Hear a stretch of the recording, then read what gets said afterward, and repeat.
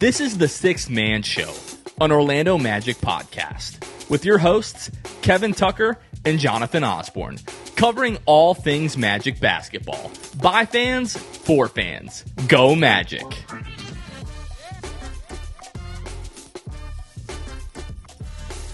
What's going on, Orlando Magic fans? You guys are back with the Sixth Man Show. Today is November 13th, 2025. Jonathan Osborne here, as always, joined by my co-host, Kevin Tucker. Kevin, what a difference 72 hours can make. What is going on? Yeah, it's pretty nice. Pretty good stuff. Yeah, Magic 2-0 since we last talked. Haven't done that since the Charlotte-Washington little 2-game stretch there earlier in the season. So, yeah, doing great, feeling great. Very happy with how at least tonight went. The game in New York, I mean, the best game of the season. I know we'll talk about it, but even how Monday night ended was really special. And so feeling great and very glad to be here. I'm also very glad and very thankful for our patrons. These are the people that sponsor the show. They're the ones that financially support the show. And today we get to shout out Caleb Pete, Die Hard from ATL, Junior Baruch, Sir Sundown, and Mr. Mikey. Those are 5 of our Hall of Fame and Elite tier patrons. We shout out a handful of those in each episode. If you would like to financially support the show, you can go to patreon.com/the6manshow and pick the tier that is right for you. Got all kinds of cool benefits like access to our Discord, access to monthly Zoom calls, all kinds of fun things like that. So again, patreon.com/the6manshow. Check it out. Big shout out to all of our amazing patrons. Only the second episode of the year that we are recording after multiple consecutive wins. Only the second time the Magic have had consecutive wins all season.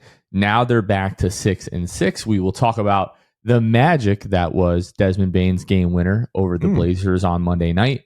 And then we'll talk about really a great dominant performance in the Garden against the Knicks on ESPN in the statement jerseys, which the Magic are now 2-0 in. Yep. Kind of fitting that they had a statement win on Wednesday night. But Kevin, Tuesday, we finally got to see this year's edition of the City Edition jerseys. Saw the jerseys, saw the floor, saw a bunch of merch that is now for sale. Thoughts? Fire. Holy smokes.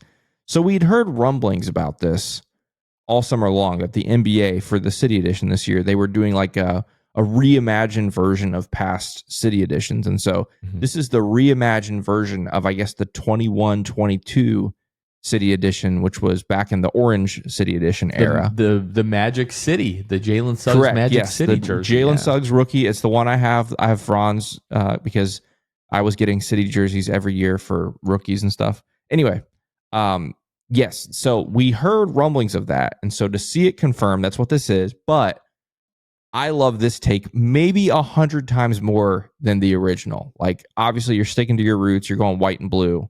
But I just love how it's clean, and the merch they've got coming out looks sick. I think this is another home run look for the Magic. What did you think about it? They're fantastic. We will first see these next Thursday when the Magic play the Clippers at home. And then we don't get to see them again until February 5th, February 7th, March 11th, March 12th, March 26th. Though we only see these at 6 home games this season. Obviously, that's because there's so much focus on like all of the new jerseys this year, right? Like you had to kind of try to fit these in somewhere. I love the jerseys, or I really, really, really, really like the jerseys. I love the shorts. The shorts to me, I don't know. We have so many good shorts now, but these are up there with some of the best shorts we have had in Magic history.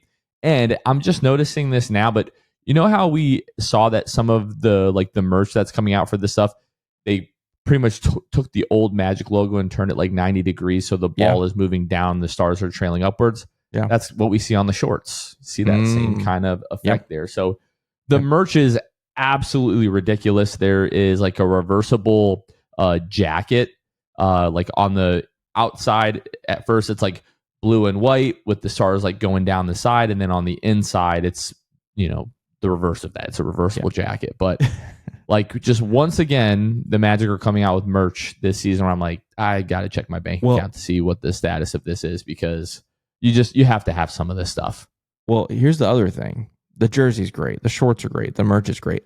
The court Yeah. is really cool. Like, I don't know that we've ever had a Magic logo built into the actual playing surface. Yeah. Like, obviously, you have it at center court. You can have it like on those little spots in the corners. Well, not corners, but like the baseline. You can have stuff there. Yeah. We've never had one built into like the parquet, and you see it on the right half of the court. That's pretty sick too. I love the court. Yeah, and with the big like Magic word mark in the center of the court, just like we had similar to back in the day. But yeah, like the old '90s Magic Ball and Stars logo, kind of it's I guess like a silhouette kind of that you see in the parquet there. But no, these are all awesome. Can't wait until next Thursday. I'm even trying to consider to like go to that game. When they play the Clippers. If for no other reason than I need to get my hands on some of this merch. And from like what I'm seeing online, it doesn't look like all of it is available online. Sometimes they make some of these things like team store exclusive kind of deals. So if you see me on Thursday at the Clippers game, walk around the team shop, just mind your own business and don't tell my wife that I'm there. Yeah. Or just buy something for Jonathan. That'd be very nice for you. Yeah, that'd be great as well. And the other thing, pick something up for Uncle Kevin. Oh, I'll appreciate that. Jonathan, where do you rank? Preseason we ranked these new Magic jerseys 1 to 3. Add the city edition in there. Where does the city is it close to the top 3? Does it crack the top 3, or is it 4? It's 4. It's 4. It's pretty firmly 4, but like it's because the top 3 is just so strong. As much as I love these, the one thing that when it catches my eye, it just disappoints me is the old number still being on these. Which that's a good point. I get it because the old version, the orange and gray version of this jersey still had that old kind of number. But I hate those numbers. I don't feel like it just kind of, it doesn't match the rest of the jersey. Like the first year of like the Kingdom on the Rise before they changed the number font, that was my big thing. I was like, these look great. But why do we have the other font? Why doesn't the font match the word mark on the jersey? And then I think the second and third years they fixed that, and then they were like pretty much perfect. Yeah. But that's the one thing for me. So even though these are amazing, like these are like a 8.8, 8.9 out of 10. The statements are like a 10 out of 10. The whites are like a 9.9 and the blues are like a 9.5, 9.6. Like they're all fantastic. I'm not trying to take anything away from any of these. What's also crazy, I think this is the first time in Magic history that we have had 2 elite white jerseys at the same time. Like we've had, think about like the regular white jersey that we've had before, obviously the rebrand. It's okay. Like most people didn't like it. Like I think it's okay. I know so many people hated it, but I liked it. I thought it was a clean look. Yeah, but was it elite? No, absolutely not. That's what I'm saying. I think the both last of these white jersey we had was the earned jersey. The earned one, 100%. Yeah, you have Chuma and I have Markello. Yeah, exactly. Yeah, good choices by us. We're so good. Yeah. But anyway, before that though, when was the last like elite white jersey that we had? Like the 02 aways, like the Stars jerseys? Probably, yeah. We haven't had many. So anyway, I think it's cool. It's very rare that we have 2 great white jerseys, and so hopefully we can continue that trend in the future. But yeah, that's great. Love it. Well, shout out to Nike, shout out to the Orlando Magic for crushing. Like I think when you, in totality, the Magic jerseys and the set of floors that we have now, they're the best in the league. And to me, it's not particularly close. I did see the Pacers came out, I think, with their city jerseys, which are super clean, and somebody had talked about that. But like when you just look at the kit, like top to bottom, I really don't think it's a conversation that anybody belongs to be in other than the Orlando Magic. And we're not biased at all. So yeah, I think that's true. I agree. I even without the bias, I think we've got a pretty good case. Yeah. Okay. Yeah. I am going to refresh NBA.com one more time because I've refreshed it about 50,000 times since Kevin and I sat down to do this. And NBA.com still has not updated the advanced metrics where we go to get the offensive and defensive ratings. So I'm just going to let you know. Yeah. Well, it's because the Knicks lost. Had the Knicks won, they would have ran over to their computers in Secaucus, New Jersey to update these numbers so that they would positively reflect, one of their golden children. But that's okay. At the time of this recording, before Wednesday night's result, I guess that would be the time of this recording. They just haven't updated it right now. The Magic coming into tonight, a 114.1 offensive rating, which was 19th in the league, and a 114.2 defensive rating, which is 15th in the league. And they are 19th in the league in net rating with a 0.0. In terms of pace, where they had been, top 10 in the league a couple weeks ago, now they are all the way down to 15th. And I think after tonight's game against New York, that's going to fall a little bit. I think the Magic's offensive rating is probably going to climb a little bit, as well as their defensive rating. I would not be shocked if the Magic are like 15th in offensive rating and 10th in defensive rating by the time that this podcast actually comes out. But don't take my word for it. You can go to NBA.com and you can go to like team stats, and then like go to all teams and then sort the filter to advanced, and you can check all this kind of stuff for your like on yourself on your own.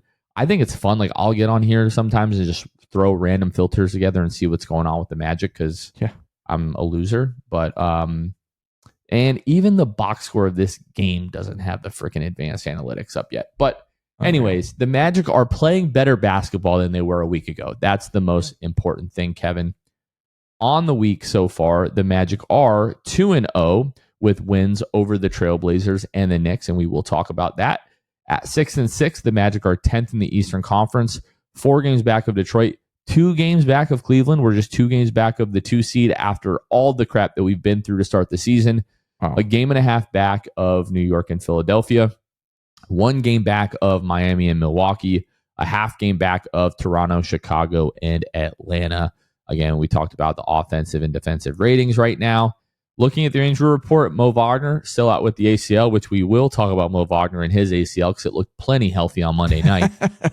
And then Paolo Banchero unfortunately left in the second quarter of tonight's game with a left groin strain. Like basically like pivoted, started to go up the floor, and then all of a sudden you saw him just kind of pull up a little bit, pass the ball, and then he was kind of standing like in the corner for a couple possessions, just kind of like holding that groin and like trying to stretch it out, like picking his left leg up. But then he left the game. Didn't come back before the half, and when a guy doesn't come back to the bench, it's usually not a good sign. He was almost immediately ruled as questionable, and then as the team came back from halftime, he was officially ruled out. So yeah, that's kind of where we are. Hopefully the Paolo Banchero thing, again, it wasn't like he slipped or anything, or took like a big lunge, or took a leap or anything like that. He literally just like turned to go up the floor and obviously felt a little twinge or a pull or something. I think Austin Reeves maybe it wasn't a pulled or a strained groin. He just had a sore groin. I know that because I have him on my fantasy basketball team, and I think he missed like 3 or 4 games. So hopefully Paolo, we'll see if he's back for Friday versus the Brooklyn Nets. Jamal Mosley tonight, I think, told Tim Bontemps after the game that they're basically just going to get him back to Orlando, get him treatment, see how he responds to that, as is typically the case, Kevin, with these injuries. Yeah, I would be very surprised if we see Paolo on Friday. Number one, because injury-wise, I don't think he's going to be ready. But number two, like even if it's slightly questionable, if you're going to rest a guy, or if you feel like you might need to rest a guy, coming up against Brooklyn might be a good time to do that. And that's not to say we should take Brooklyn easy on Friday or anything like that. But I mean, if you're like, I don't know if Paolo should play, and you look at the schedule and you go, it's Brooklyn, that's as good a time as any. If you feel like you need to rest him, rest him. But regardless, I do expect him to be out for some time here, unfortunately. But obviously nothing like last season. This isn't a torn oblique or anything like that. But yeah, unfortunately, I think he's going to be out for a minute. We interrupt this episode to bring you a word from our friends over at Posa Group, supporters of the podcast and supporters of the Orlando Magic. They are your home team on and off the court, your Orlando real estate resource of choice. As we mentioned, they support the Six Man Show. They're also the official real estate broker of the Orlando Magic. They're the most followed real estate brand in Central Florida and Orlando, with over 1,700 plus 5-star reviews and the 2025 ORPYS Real Estate Team of the Year. They're impacting lives through real estate. So whether you are in the market for a new home, or you want to sell the one that you're in now, or maybe that neighbor that you don't like, maybe they're contemplating moving and you're going to go over and convince them, Tell them to go to Posic.com, get in touch with the Posic Group. Posic Group agents outsell the competition by 5 times. Let your neighbors know. If you want them to move, be like, hey, they are outselling everybody by 5 times, and they're in the top 1% of sales in the United States. So again, if you're in the Orlando area, you're in the Central Florida area, you're looking to buy or sell a home, the Posic Group is the team that you need. Go to Posic.com. You can find them all over social media as well. A big shout out to our friends over at Posic Group. And if you're ever hungry, you're wanting some really, really good chicken, maybe some spicy chicken, we have the place for you to go. It's called Jam Hot Chicken. They're bringing Jam's culture and hot chicken to the heart of Winter Park and now to Winter Garden as well. That's right. They've got 2 locations now, Winter Park and Winter Garden. You can follow them on social media at Jam Hot Chicken or visit their website, jamhotchickenfl.com, where you can look at the menu and their location and all those kinds of things. When you do order at Jam Hot Chicken, you can now get 10% off with the code SIXTHMAN. That's SIXTHMAN. You can type it in if you're ordering ahead online, or you can say it to the person at the cash register when you order in person. Again, whether at Winter Park or Winter Garden, again, use that code SIXTHMAN. It gets you 10% off. Again, follow them on social media at Jam Hot Chicken. That's where you'll see all the lovely salivating pictures of all the food they post. It's always so good. And we also love them because they love the Orlando Magic. They love this fan community. They're diehard Magic fans over there. And so support them, support local, and big shout out to Jam Hot Chicken for sponsoring the show. Now let's get back to the episode. Okay, let's go ahead and go back to Monday night, Kevin, which now everything is hindsight, Yeah. Hindsight is 2020, as they say. But looking back on this game, it was almost as if the season was like balancing on a blade's edge, right? If you lose that game, it's legitimately one of the worst losses in the Jamal Mosley era. It's one of the worst losses in recent memory. You're up 11. We're just going to fast forward to the fourth quarter. Everybody knows what happens at this point. It's been all over social media, Sports Center, all that kind of stuff. You enter the fourth quarter with an 11-point lead. With 9 minutes to go in this one, you have a 13-point lead. With even, I think it was 4 minutes to go, or 2 and some change, you have a 2:32. You have a 9-point lead, and then they go on an 11-0 run. Paolo Banchero misses 2 free throws, up 1.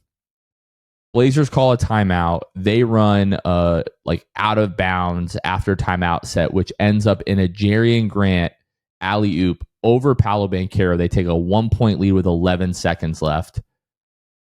And he makes the free throw to make it a 2-point lead. Paolo Banchero makes a layup with 5 seconds to go to tie this game up. Then misses the free throw, of course. That's right. I'm remembering now. Misses the 2 free throws. They make the dunk, take a 2-point lead. Paolo Banchero has the and one, has the opportunity to make it a 1-point lead with 5 seconds to go. He loses the ball to tie game. They inbound the ball to Drew Holiday. Paolo Banchero steals the ball. It was like 1.8, 1.5 seconds left, something like that. They run an after timeout for Paolo Banchero, is what Desmond Bane said in the post-game interview. Wendell cross screens for Desmond Bane. It's almost like an Iverson cut, just like straight across the top. And Franz finds Desmond Bane, who basically just fires over this kid's name, Tumani Kamara. Remember Toonami? Vaguely, yes. That's what I'm always reminded of. Right. But Desmond Bane's 3, nothing but net goes in. Magic win 115-112. He gets absolutely mobbed by Paolo Banchero, Franz Wagner, the rest of the Orlando Magic bench. They go across the court. They fall onto the ground. Everyone's laughing and smiling and hugging and jumping for joy. But this, Kevin, went from you're up 13 in the fourth quarter. Again, you have a 9-point lead with 2.5 minutes left. And it's like, okay, like whatever, this game's getting a little bit crazy. You just have to find a way to survive and get out of this game. But it's the second night of a back-to-back against a pretty decent Portland team so far to start the year who played well in this game. And you're like, okay, we'll just kind of get out of it. Denny Avdia hits a couple of threes. The game starts to tighten. There's missed threes. There's the missed dunk from Anthony Black. I think There was a missed throw. I think it was from Desmond Bane late in this game that probably could have put it out of reach as well. There's another Desmond Bane missed pull up. You're up 2 at 27 seconds ago, which probably would have put this game as well. The Magic just could not put this team away. And then Paolo Banchero misses 2 free throws late. You get the ball back. He gets the end one, misses another free throw. And you're like, okay, they're either about to win the game here or we're going to go into overtime. And the way that this team has looked the last couple of minutes, I did not want to see this Portland team for another 5 minutes in an extra period. So Paolo Banchero makes a great play on the ball, steals it from Drew Holiday, and then Desmond Bane knocks down the 3. And it was nothing like the Franz Wagner game winner last year in LA, where you just go crazy and you're so happy.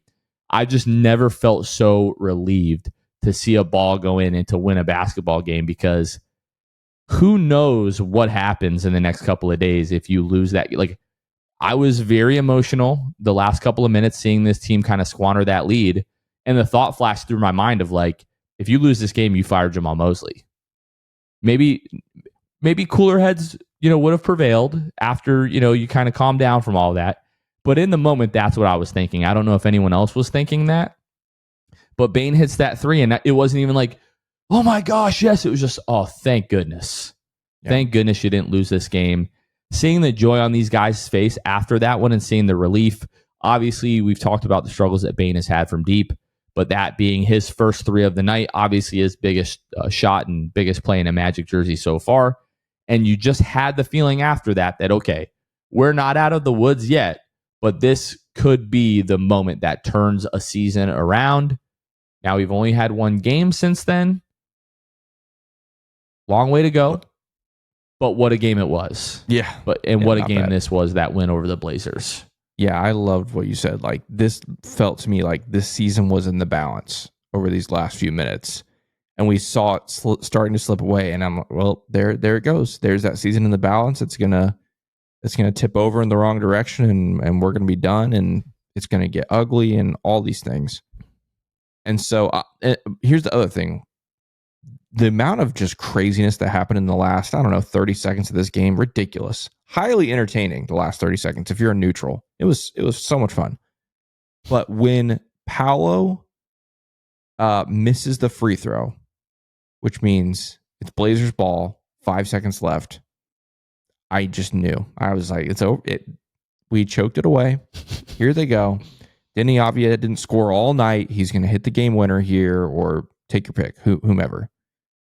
And I just knew. I was so confident that this game was over. And when Paolo got that steal, I just was in shock. I couldn't believe it. I was like, what? Like, what just happened? And then we have the ball. It's 1.9 seconds left. And I'm like, could this be? No, we're gonna miss. We're gonna go to overtime. I just talked myself out of everything. Oh yeah, I thought we were gonna go to overtime and lose, because you had already had the Paolo and run the play before. It was like, there's no way that happens again. Right.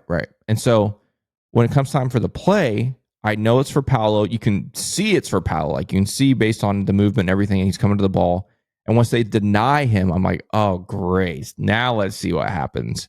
And you get it to Desmond Bane, and like, yeah, he's a capable shooter, but he hasn't shot the ball well. And then the actual shot itself was not a typical 3. He basically has to jump off both. Well, I mean, you always jump off both feet, but you know what I mean? It's like a jump stop up, launching over the defender, and you're like, oh, great. All right, just brick in. Let's go to overtime. And then it went in, and you're just like, wait, what? No way. It was really, really cool, really fun. But like you said, it's a lot more relief than anything. But I think relief in the game, but relief in the season as well. And I also love that you mentioned like just the joy, the jubilation that we saw. This team, has felt the pressure. They've felt the expectation, and they know that things have not been as we hoped. But there was a lot of relief in those faces as well. And I think it was a great indication of, the health of the team and the locker room and all those kinds of things. But yeah, I was super happy with it. I know, like you said, it's mostly relief, but from a basketball standpoint, it was also really cool. It's just a really special moment to get to witness that. Apparently, the longest game winner in Magic history. I saw that stat thrown out there. So buzzer beating. yes, buzzer beating game winner, yeah. the furthest distance away from the basket. So shout out Desmond Bane for breaking records 3 weeks into his Magic career. But hey, I also wanted to say, you tweeted something after the game that said, hope this isn't the highlight of the year for us, which I agree, right? But the other side of the coin is, I hope it is the highlight of the year. By this, I mean, I hope this is the moment we can look back and go, that's when everything changed. That's the highlight of the year for me. Like, that's the moment that changed. I understand what you're saying, and I hope we do have better moments than that. Better games than that for sure. But after I thought about it, I was like you said, I really hope that's the moment where we can circle in April, May, the parade in June, whenever, take your pick. That was the moment that things turned around. Yeah, I think it can be like a season defining moment. Like, I think it can be the moment that defined the season. Yeah. But yeah, like, I want us to win a first round playoff series. And when you compare the two, you'll be like, yeah, you'll take winning a first round playoff series over beating the Blazers in November. Fair. You know what I mean? Yeah. But yeah, it literally, like, you snatched victory from the jaws of defeat. And usually for us, it's the other way. And this felt like snatching defeat out of the jaws of victory. That's what this one felt like. Is just a monumental meltdown over the course of the last 6.5, 7 minutes of this game. And the feeling was like, this team is just not going to be able to figure this out. Like, when the lights are the brightest, when the pressure gets turned up, this team early in the year has been crumbling. And the first real example that we had of that was that, like, Hawks game on NBC, where it's like, okay, you already lost to this team once, whatever. Going into it now, no Trae Young, you're on national television, you got to find a way to win it, and they just got their butts kicked. And then, sure, you have a great shooting night against the Celtics. When you see the second team, the same team for the second time in 3 days, you get the crap kicked out of you, and you can't get it done with that big run that they had in the fourth quarter, I think it was. But to just, honestly, you didn't deserve to win this game. You deserve to lose the game, and a lot of times it's better to be lucky than it is to be good. And Paolo made a great play on the ball, and then Desmond just hit like an impossible shot. Like, he takes that same shot 10 times, it might go in once or twice. Yeah. Like, it just wasn't a good shot, but it had to be done in the moment. And it goes in, and it's especially important because the Magic needed a win like that, but we also just needed Desmond Bane's shooting to wake up. And I haven't exactly looked at his numbers from tonight. I feel like it was a decent shooting game. Yeah, it was a great shooting game, actually, for Desmond Bane, 3 of 6 in the win over the Knicks. But like, for all things considered, it really was what the Magic needed. They needed a big, like, wake up call like that.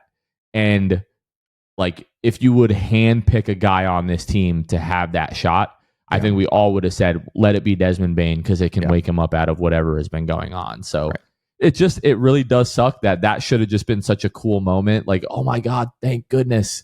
But instead it was just like, oh my gosh, I'm just so glad we didn't lose that game.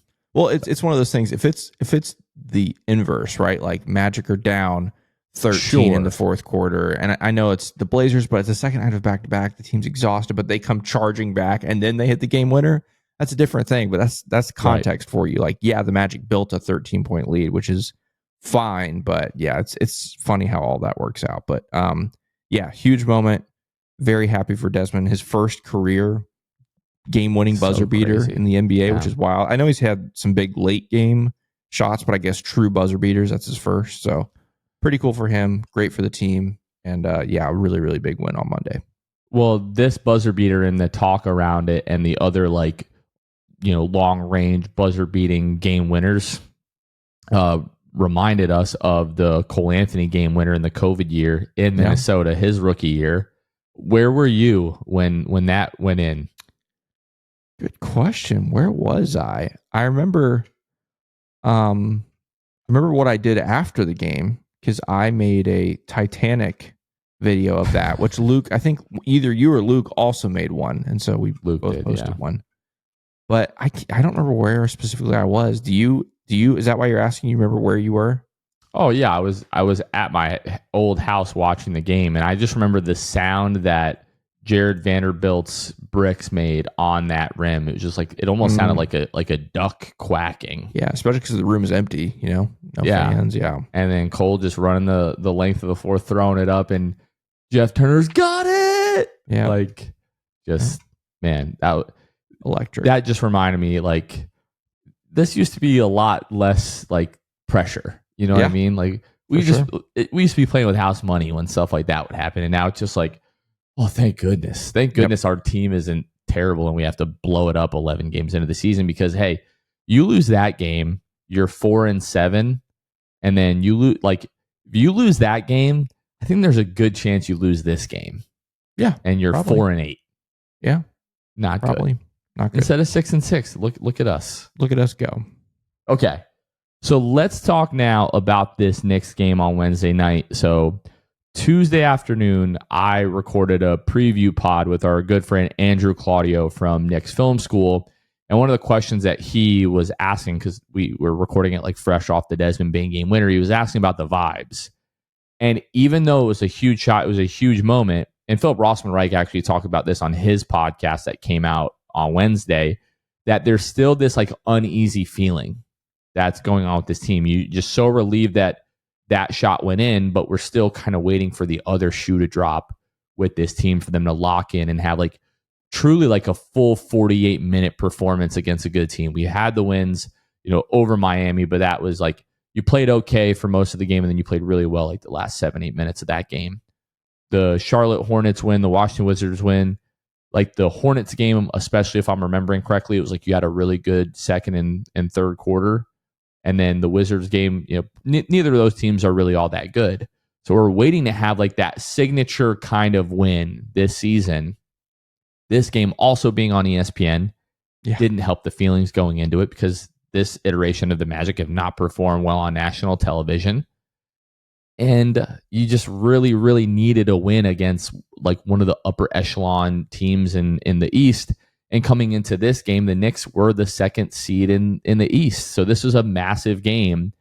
And the Magic just like pretty much from the start of this game just came out on fire. Outscored the Knicks 30-23 in the first quarter, 32-19 in the second. They lose 29-31 in the third, and then 33-34 in the fourth quarter. But by that point, you had built a big enough lead. I think it was a 20-point halftime lead. I think it was like 64-44 or 62-42 at the half. And basically, like, you took care of your work early and you played well enough in that second half. Every time that the Knicks would make a run, I think they cut it down to, was it 11 at one point before the Magic extended that lead back out. And you end up winning this one 124-107. Anthony Black was huge late in this game. Other guys had good moments, like Goga had some good minutes tonight. Wendell Carter Jr., I know we'll talk about him. He was fantastic. Paolo Banchero leaves in the second quarter. I think the Magic were up 9 or up 10 or 11 at that point. So we'll talk, I guess, about like the Paolo Banchero truthers that are coming out of the woodworks after this game. But the Magic were beating the Knicks in, pretty good fashion when Paolo Banchero was in this game before he left. But Franz was awesome. Desmond Bane was awesome. Jalen Suggs was awesome. Almost everybody that saw the floor tonight was really good. And Kevin, at least in my opinion, this was the first like complete performance of the year for the Magic against a quality opponent. And every time they got tested where it felt like, oh no, here we go. Here come the Magic that we've seen for the first 11 games. They kind of like stood up, puffed their chest out a little bit and started to push back against the Knicks and would go on a little bit of a run and get the lead back to 18 or back to, 20 points in this one. So I kind of want to say we're back. It's a little premature to say we're like all the way back. Yeah. But this is like the first purest picture of what this team can be when things are going well. And man, like moving forward, this is going to kind of be the benchmark. Like, hey, you guys are not doing what you were doing against the Knicks and bringing the same type of effort and moving the ball and playing with confidence. This needs to be the standard for this team moving forward. And if this is the team that we can get for the next if we can get this like 60 out of the next 70 games, the Magic still have an opportunity to do all the things that we talked about since Father's Day. There's a lot of attention going to be given to Franz scoring 28, Wendell knocking down some big buckets, obviously Anthony Black, fourth quarter, big buckets. But for me, the storyline of this game has to be the defense. This was the most, I know we said most complete performance, and I think that's true, but even just specifically on the defensive end, this was the most complete Orlando Magic performance of the season. And you want to know the best indicator of that? Tyus Jones wasn't bad. Tyus Jones actually wasn't bad tonight. I mean, he didn't score. He wasn't good. He wasn't terrible. He wasn't great, but he wasn't terrible. Even think about the very first defensive possession. He got his hands up, got a deflection and a steal. I'll give him credit for that. But no, joking about Tyus Jones aside, the defense was outstanding all night long. This team was aggressive defensively. They were physical defensively. They were smart defensively. And that just set the tone early and made life very difficult for the New York Knicks. Especially Karl Anthony Towns just had a miserable time tonight. Could not handle the physicality of the Magic. I also enjoy the fact that the refs let the Magic be physical. Yes, Jonathan, you're just chomping at the bit. What is it? I'm dying. I'm sorry. The advanced analytics are up. Okay. The Magic are now 18th in defensive rating, and they are 18th in offensive rating, 14th in defensive rating. They're 15th in net rating. Kevin, tonight against the Knicks, as you're talking about the defense, 105.9 defensive rating, which would be good enough for second in the league. 121.6 offensive rating tonight, which would be good enough for second in the league. Wow. And that's against the New York Knicks. This is not the Washington Wizards we're talking about. That's the New York Knicks. Exactly. So that's huge. Wow. I don't expect them to do this every night. Right. But if you can be in the neighborhood of this, the Magic are like a top 12 offense and a top 5 defense. Yeah, and people are going to run their mouth and say the second night of a back-to-back, blah, blah, blah, whatever. Well, first off, some teams can win a second night of a back-to-back. The Magic have done that twice this season already. They've won the second night of a back-to-back twice this season. And secondly, okay, if the team's the second night of a back-to-back and you think that's an excuse, then the other team should beat him. And that's what the Magic did tonight. They went out there and beat him. They beat him physically without their best player. Yep. For 25 minutes that he would normally play, 25 more minutes. And the Magic did that. And so I don't want to hear it. Like, it's not like the Magic just squeaked out a win. This was a comprehensive performance. And in addition to the defense, like you mentioned, my favorite part of this was once in the third quarter and once in the fourth quarter, the Knicks went on runs. And I had a very uneasy feeling because, like, we've seen this movie before.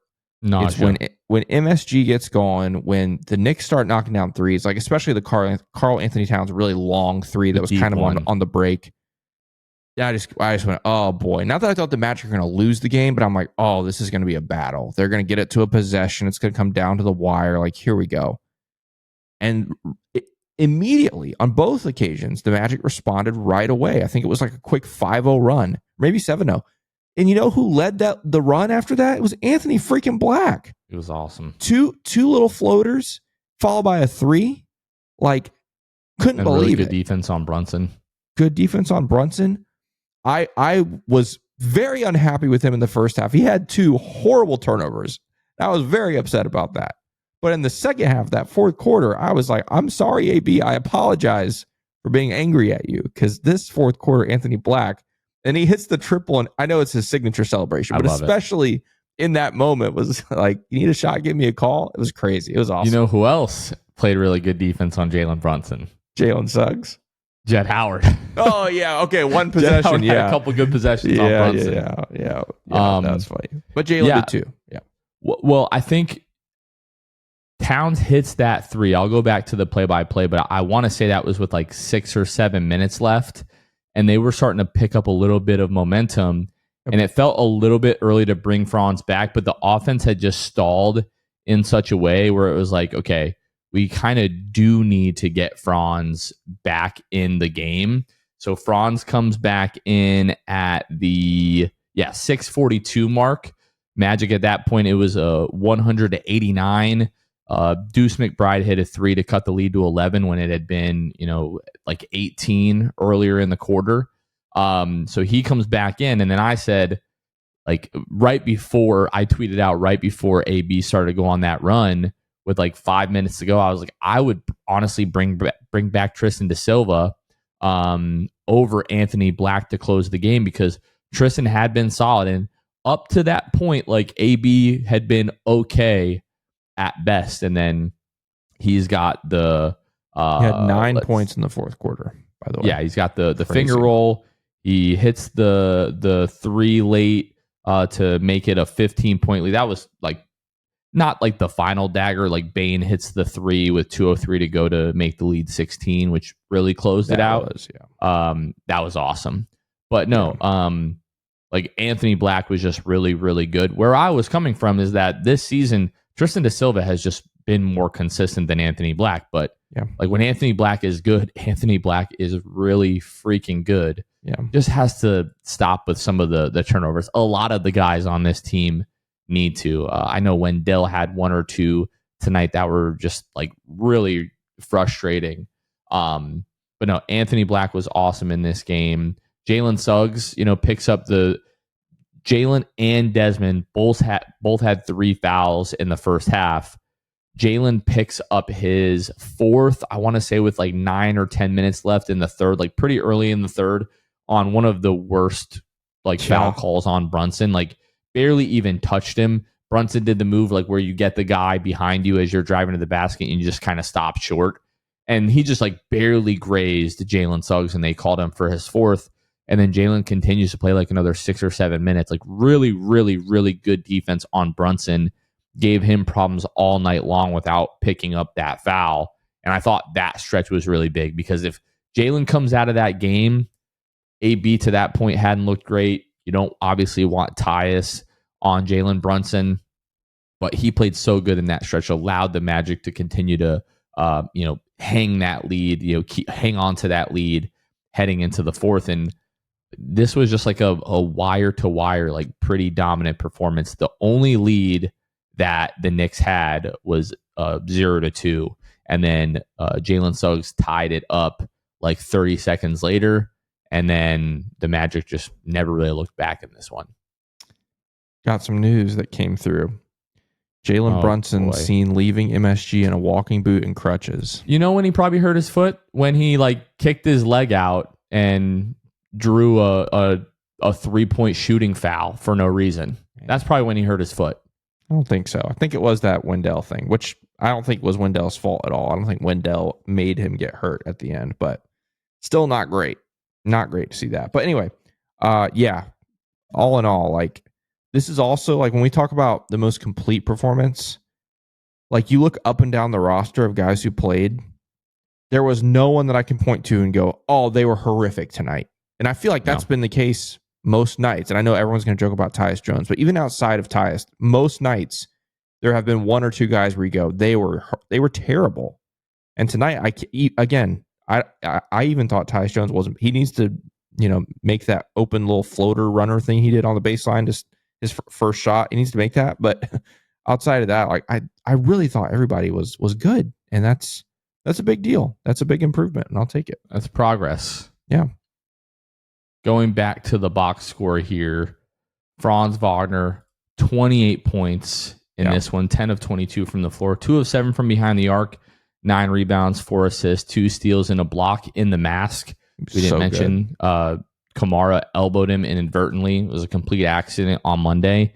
Split Franz's nose wide open. I was like, oh, he's kind of lucky he didn't break it, but he actually did break it and had to wear like the protective mask tonight. But he was really good. Wendell, 13 points, 8 rebounds, 6 of 8. Like those like mid-range jumpers that he was hitting in the second half, on Karl Anthony Towns, those were huge.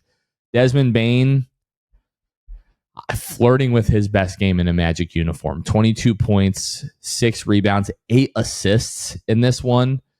7 of 15 from the floor, 3 of 6 from behind the arc. Like, if we can get this from Desmond Bane on a regular basis, the Magic are going to be really, really good.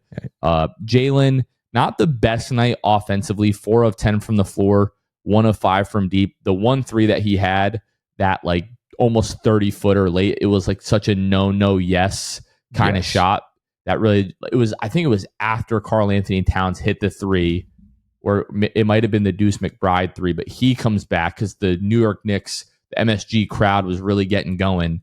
Jalen hits that bomb and just kind of like quiets down the crowd. And then the Magic kind of went on a little bit of a run there to close the game out. We talked about Anthony Black, 17 points, 7 of 11 from the floor, 3 of 5 from behind the arc, 3 rebounds, 3 assists, 2 steals, a block. Tristan Da Silva, 8 points, 5 rebounds, 2 assists, 3 of 5 from the floor. Goga, 10 points, 3 rebounds. He had that one like falling like scoop finger roll and one that went in. He was also 6 of 6 from the free throw line. Jonathan Isaac, 3 points, 5 rebounds, a steal. Just kind of an okay game for Jonathan Isaac. He played 16 minutes. And then Jet Howard, as some of those other guys were in foul trouble, he came in and gave you a pretty solid 4 minutes, 41 seconds. 2 of 4, one of those came in garbage time. And then Noah Penda, Jace Richardson, those guys see some time in garbage time. And Paolo played 12 minutes, was 1 of 4 from the floor, 4 rebounds, 2 assists, a steal, a block. The early block that he had on Jalen Brunson like really got the Magic's defense turning into offense, helped them get out to that early lead.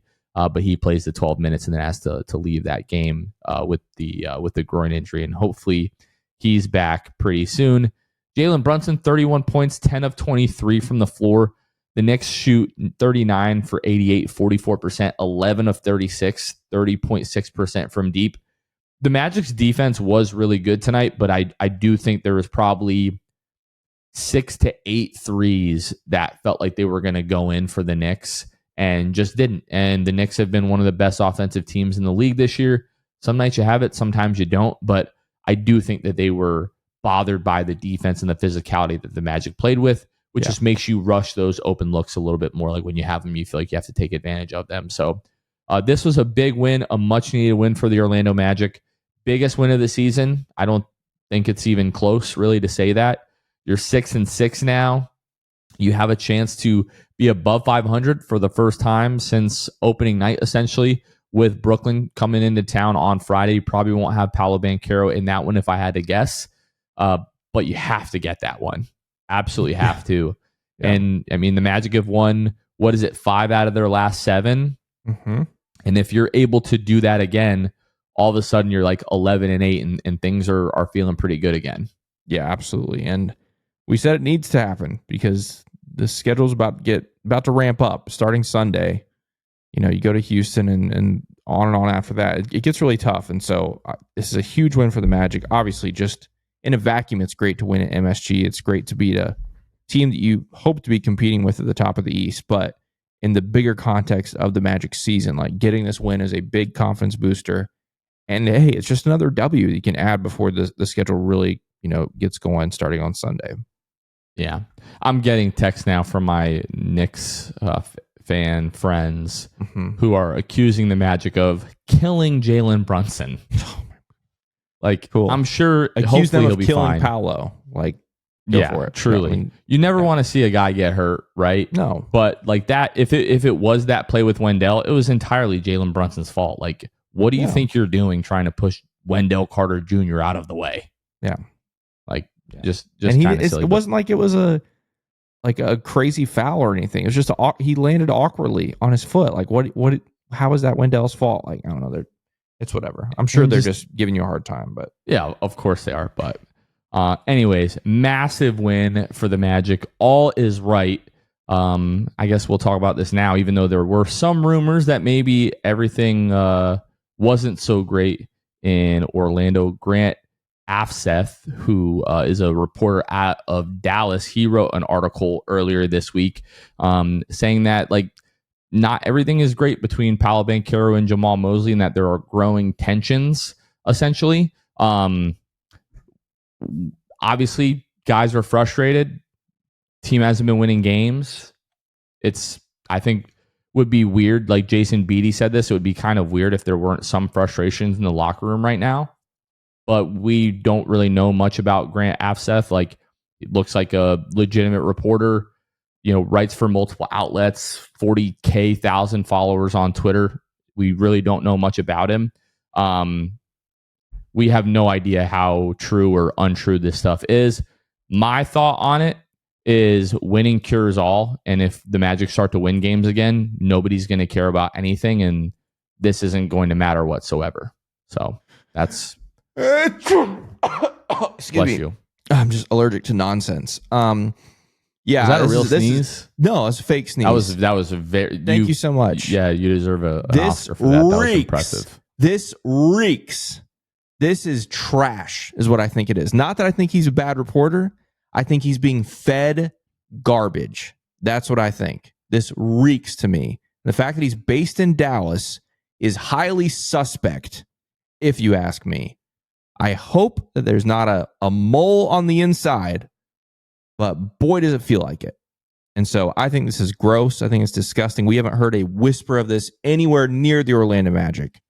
And so the fact that a reporter from Dallas is getting a scoop like this is gross. And again, it's nothing at him. Again, I think he's a fine reporter. By all accounts, it's nothing at him. I think he was given something, and that concerns me greatly. More than an idea of a Paolo and Mosley rift. I don't buy it. Again, there should be frustrations when the team doesn't play like they're supposed to.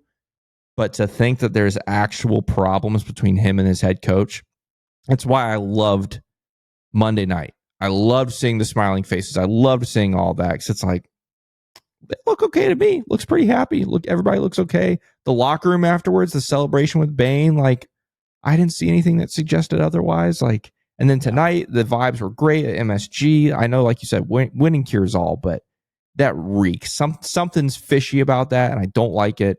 And that's all I have to say about it. I honestly, well, this is the thing. This is not like breaking news that there could be an issue with coaching. Like, we have talked about that the last couple of weeks, and if they lose on Monday and the losing continues or whatever, like, we've talked about where this would have been heading. So it's all completely irrelevant. Just win games and none of it is going to matter. The rest is just going to be speculation. This isn't going to be like a, Pablo Torres finds out kind of thing where there's chapter after chapter after chapter of this story. Yeah. I don't think that's going to be the case. Am I curious as to where this could be coming from? Sure, this Grant Avseth, he got a couple of days in the news cycle and, this is being talked about. I'm not accusing him of doing anything wrong or clickbaity or whatever. No. Just because in this business, one article like that doesn't do anything for you. It doesn't move the needle. And he seems like an experienced enough journalist to know that. So, but yeah, I would love to know where it came from. I don't think we're ever going to know that. And we're not going to spend any more time talking about it. I just wanted to talk about it because Legion Hoops tweeted it out and it is now a national, everybody has seen it. So we wanted to talk about it. But again, I don't think anybody should get excited about it, spend a lot of time thinking about it. This team wins games. Everything is completely fine. And here's what I love about it. This is just like the Magic tonight at MSG. The Knicks went on a run. Jalen Suggs, we'll use that example. When Jalen Suggs hits the three and quiets the crowd, that's what tonight did. That's what Monday did. Desmond Bane, big game winner. That's a big story. Cool. Tonight, you essentially borderline blow out the Knicks. And now all of a sudden, people aren't talking about the Paolo Mosley potential thing. People are talking about, wow, the Magic went into MSG. The Knicks were 7-0. And the Magic beat them. By the way, they have 8 home games and 3 road games so far this season. What is that about? That's kind of crazy. Yeah. Anyway, I love that they just kind of shushed the outsiders, shushed the storylines, and now the storyline right now is Magic won 5 of 7. Magic went into MSG and opened up a can of whatever. And yeah, I love that they're changing the narrative and making it about winning and about this basketball team, and I'm here for it. There's one more thing that I really want to do before we go ahead and wrap this up. I am dying to know what the 5-man lineup looked like with Tristan da Silva playing with the starters. I really want to know what that looked like because tonight it just felt like, Tristan in for Paolo Banchero with the rest of the starters because that lineup tonight, It felt like it was very, very good. So if I can find that right now while we sit here and talk, that would be so cool. It feels like that's going to be a lineup we're going to be seeing potentially for the next little bit too. I think is part of why you're interested in it. If Paolo's out for a week, 2 weeks, whatever, I think there's a good chance it's Tristan that's slotted in there. Unless they go with J.I. I mean, maybe, but... we did see that. They started with that in the second half. Yeah. So I'm trying to see if I can find it here. We have some promising stuff. I mean, they've played 3 minutes. This is with Tristan instead of Franz, not what I was looking for with Tristan instead of Paolo. But the starters with Tristan and not Franz, they played 3 minutes. They have a 171.4 offensive rating and a 33 defensive rating. 3 minutes. Yeah, 3 minutes is that's still crazy, not though. Nearly big enough to. Unfortunately, I don't think I'm going to be able to find what I want to find right now. But maybe we'll look into that. Take a look at it on the next pod. Maybe we'll get some more information of that as we get ready for the next episode. But okay, I'm trying to think if there's anything else that we need to talk about before we wrap this one up. Can you think of anything? I don't think so. This has been a very nice stretch. Got a chance to extend it on Friday. You better extend it. Even without Paolo, you better win on Friday. You're at home. It's an NBA Cup game. You're playing the Brooklyn Nets. I know they've got some guys over there that can make life difficult, but you should take care of it. And then you're looking at a 3-game win streak going to Houston, winning 6 of 8.